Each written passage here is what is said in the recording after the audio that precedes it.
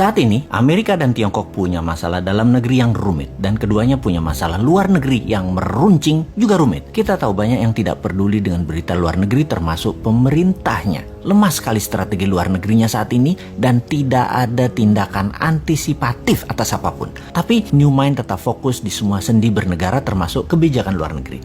Kita bahas dan apa efeknya untuk Indonesia. Adakah ancaman resesi keuangan Amerika yang katanya punya hutang yang jatuh tempo Oktober tahun ini? Lalu, apakah ancaman salah satu perusahaan terkaya Tiongkok yaitu Evergrande yang hutangnya mencapai 7.000 triliun yang terancam gagal bayar? Akankah bisa picu krisis keuangan di Tiongkok seperti subprime mortgage di tahun 2009 di Amerika? Apa dampak hal tersebut? 1. Melemahnya ekonomi Amerika dan Tiongkok kah? 2. Menurunkan kebutuhan komoditas impor seperti baja, nikel, besi, batu bara, dan lain sebagainya? 3. Agenda investasi kedua negara tersebut untuk Indonesia bisa tertunda atau dibatalkan. 4. Menurunnya harga komoditas akan menekan harga ekspor Indonesia. 5. Sentimen negatif terhadap pasar modal. Mungkinkah? Jadi bagaimana kita melihat hal itu semua? Kita urai jawabannya satu persatu. Evergrande tidak akan sistemik, tidak akan seperti subprime, pasti akan dibantu pemerintah Tiongkok, tapi juga dijadikan sebagai collateral damage at the same times. Tesis common prosperity atau sosialisme garis keras akan berlanjut dengan beberapa penyesuaian atas beberapa tesis yang tidak nyambung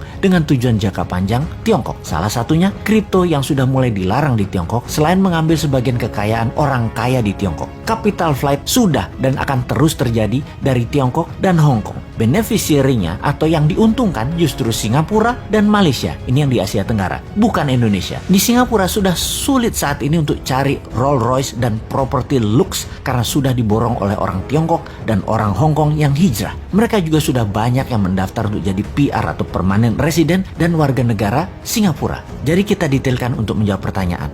Nomor 1, Tiongkok akan mengalami koreksi ekonominya karena konsumsi domestik Tiongkok akan melemah. Sementara Amerika tidak akan melemah karena konsumsi domestik di Amerika masih robust. Bahkan Bank Sentral sudah mengisyaratkan akan melakukan tapering atau pengurangan QE karena ada kecenderungan untuk inflasi. Sebentar, sahabat perlu dijelaskan apa itu robust dan apa itu tapering.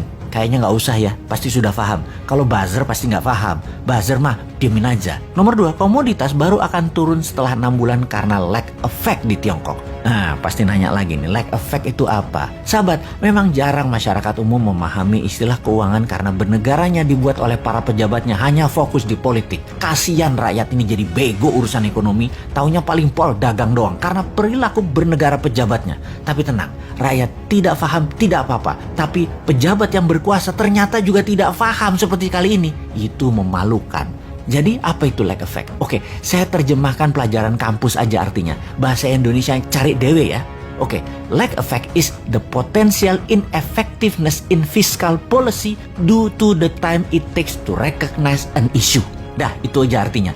Cari sendiri ya artinya. Kita lanjut. Nomor 3, capital flight dari Tiongkok nggak akan ke Indonesia. Amerika dan Tiongkok telah melakukan QE masing-masing sebesar 5 triliun dolar. Amerika 4 triliun, Tiongkok 1 triliun dalam 20 bulan terakhir. Tapi nggak akan ada imbasnya ke Indonesia secara berarti. Pasti pada nanya lagi, QE itu apa? Wes, kali ini Bosman jadi orang belagu dah, sok berilmu. Niatnya cuma satu sih, nantang manusia yang katanya terbaik bidang ekonomi.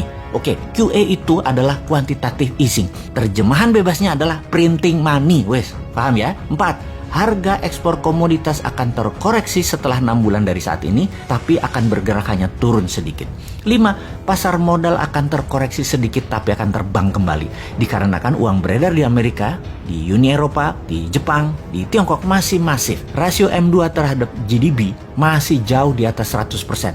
Jumlah M2 masih di atas US dollar 100 triliun. Ini akan terus mempengaruhi pasar modal secara positif dan kebanyakan akan dialokasikan di tesis-tesis abad ke-21 seperti teknologi, nanoteknologi, AI atau artificial intelligence, bioteknologi, robotik, dan spaceship dan lain sebagainya. Tidak akan invest di Indonesia kecuali nyedot sumber daya alam seperti sekarang yang rakyatnya nggak dapat apa-apa, negaranya nggak dapat apa-apa, pejabatnya dapat dong, masa tidak?